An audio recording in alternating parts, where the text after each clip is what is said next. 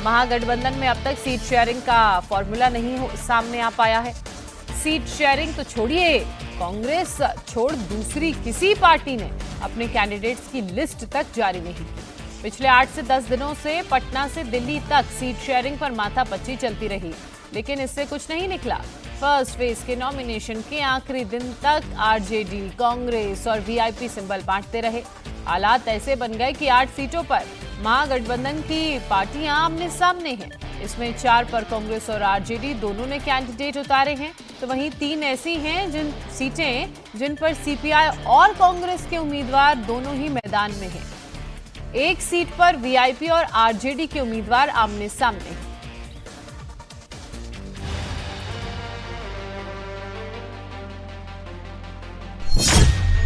पहले फेज का नामांकन खत्म, न सीट शेयरिंग हुआ, न कैंडिडेट्स का ऐलान।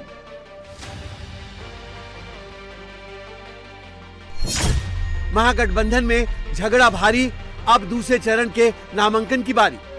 बिहार में पहले चरण का नामांकन खत्म हो चुका है, लेकिन महागठबंधन में ऐसी गांठ लगी है जिसे कोई सुलझा नहीं पा रहा है। पटना से दिल्ली तक मैराथन हुई, लेकिन न तेजस्वी यादव का तेज काम आया, न राहुल की यात्रा। हालात ऐसे बने कि पहले चरण के चुनाव में 8 सीटों पर महागठबंधन वर्सेस महागठबंधन मुकाबला हो गया। हालांकि महागठबंधन के नेता अभी भी बोल रहे हैं ऑल इज वेल।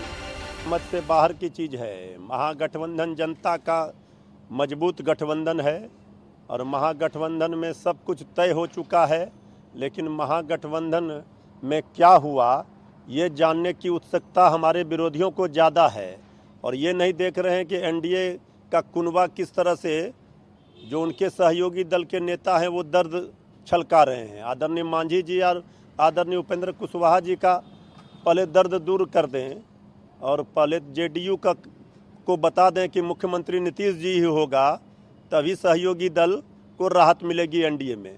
वो तो उनसे पूछेंगे। वैसे भी वो राजनीतिक पार्टियां तो है नहीं, परिवार की पार्टियों में ये संकट बना रहेगा। चाहे कांग्रेस पार्टी हो, वो भी परिवार की पार्टी है, और चाहे आरजेडी हो, वो भी परिवार। तो पारिवारिक पार्टियों में समझौता इतना जल्दी नहीं होता है, सैद्धांतिक पार्टियों में ही समझौता हो पाता है। महागठबंधन में अब तक सीट शेयरिंग तक नहीं हो पाई है। सीट शेयरिंग तो छोड़िए, कांग्रेस छोड़ दूसरी किसी पार्टी ने अपने कैंडिडेट्स की लिस्ट तक जारी नहीं की। फर्स्ट फेज के नॉमिनेशन के आखिरी दिन तक आरजेडी, कांग्रेस और वीआईपी सिंबल बांटते रहे। हालात ऐसे बने कि 8 सीटों पर महागठबंधन की पार्टियां आमने सामने हैं। लालगंज विधानसभा सीट पर सबसे रोचक मुकाबला दिख रहा है।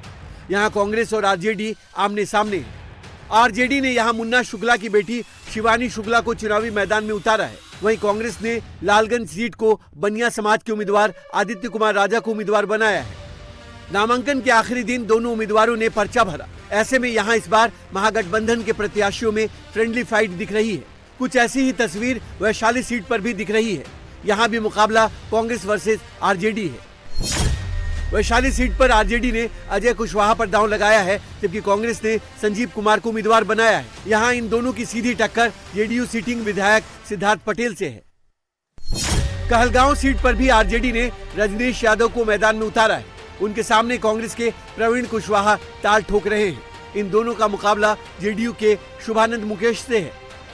महागठबंधन में जारी सीटों की कला पर एलजेपी-आर नेता चिराग पासवान ने भी सियासी तीर छोड़ा। चिराग ने कहा कि जनता महागठबंधन पर विश्वास नहीं करती, क्योंकि महागठबंधन के नेता ही एक दूसरे पर विश्वास नहीं करते। ऊपर नेता अगर आपस में मिल भी गए तो क्या जमीन पे जो कार्यकर्ता आपके लिए लड़ता है वो मिल पाएगा क्या? एक दिन पहले किसी दूसरे के नामांकन की तैयारी कर रहा है, एक दिन के बाद किसी दूसरे का नामांकन करेगा, तो नीचे जो खटास पैदा होती है गठबंधन में, ये यकीनन, और वैसे भी जनता भी महागठबंधन पे विश्वास नहीं करती। क्यों? क्योंकि ये लोग एक दूसरे पे खुदे विश्वास नहीं करते। पहले फेज में महागठबंधन में कांग्रेस और आरजेडी में ही सिर्फ फुटबॉल नहीं है, लेफ्ट पार्टियां भी यहां पीछे नहीं है। 3 सीटों पर कांग्रेस और लेफ्ट पार्टियां आमने सामने हैं। राजा पाकड़ सीट पर कांग्रेस ने सिटिंग विधायक प्रतिमा दास को उतारा है, तो सीपीआई से मोहित पासवान भी यहां मैदान में आ गए हैं। इनका मुकाबला जेडीयू के महेंद्र राम से है। बछवाड़ा विधानसभा सीट पर सीपीआई से अवधेश राय और कांग्रेस के गरीब दास आमने सामने हैं। यहां बीजेपी के सुरेंद्र मेहता दोनों को टक्कर दे रहे हैं। बात रोसड़ा विधानसभा की करें तो कांग्रेस ने पूर्व डीजीपी बृजकिशोर रवि पर दांव लगाया है। वहीं सीपीआई से लक्ष्मण पासवान उन्हें चुनौती दे रहे हैं। यहाँ बीजेपी ने वीरेंद्र कुमार पासवान को उतारा है। पूरा बिहार कंफ्यूज है कि महागठबंधन कर क्या रहा है। आपस में ही लड़ रहा है, आपस में ही एक ही सीटों पे दोनों उम्मीदवार घोषित कर, बिहार की जनता तय करेगी। तारापुर विधानसभा सीट से डिप्टी सीएम सम्राट चौधरी चुनाव लड़ रहे हैं। ये सीट उनके पिता शकुनी चौधरी की परंपरागत सीट है। यहाँ आरजेडी और विकासशील इंसान पार्टी दोनों ने अपने उम्मीदवार उतार दिए हैं। तारापुर विधानसभा सीट पर आरजेडी ने अरुण कुमार को उतारा है। वहीं वीआईपी के जिला अध्यक्ष सकलदेव बिंद ने निर्दलीय उम्मीदवार के रूप में पर्चा भर दिया है। नामांकन के आखिरी दिन सबसे बड़ा संकट मुकेश सहनी के लिए रहा। अब तक खुद को भविष्य में बिहार का डिप्टी सीएम बताने वाले मुकेश सहनी ने दरभंगा के गौरा बोराम से पर्चा नहीं भरा। इस सीट से मुकेश सहनी के भाई संतोष सहनी ने पर्चा भरा। वहीं आरजेडी ने यहां से अफजल अली खान की उम्मीदवारी को वापस ले लिया। इनका मुकाबला बीजेपी के सुजीत सिंह से है। श्री मुकेश सहनी जी अति पिछड़ा समाज के बेटा हैं, मजबूत साथी हैं महागठबंधन के। सीट शेयरिंग का सारा फार्मूला तय हो गया है। वो खुश हैं और उनको वाजिब उचित सम्मान मिला है और उनको सम्मान मिलता रहेगा। महागठबंधन मजबूती के साथ सिर्फ हाथ और गले नहीं, दिल मिलाकर इस बिहार की लड़ाई को लड़ रहा है, जीतने के लिए लड़ रहा है। डिसीजन मेकिंग कहीं ना कहीं महागठबंधन में जब अभी ही नहीं है तो चुनाव के बाद क्या होगी। अगर आज वो लोग एक डिसीजन नहीं ले पा रहे हैं कि गठबंधन को कैसे, अगर आप बिहार की लड़ाई को लेके इतने ही गंभीर थे और बिहार के विकास को लेके इतने ही गंभीर थे तो लोकतंत्र में आप अपने कैंडिडेट्स ही नहीं उतार पा रहे।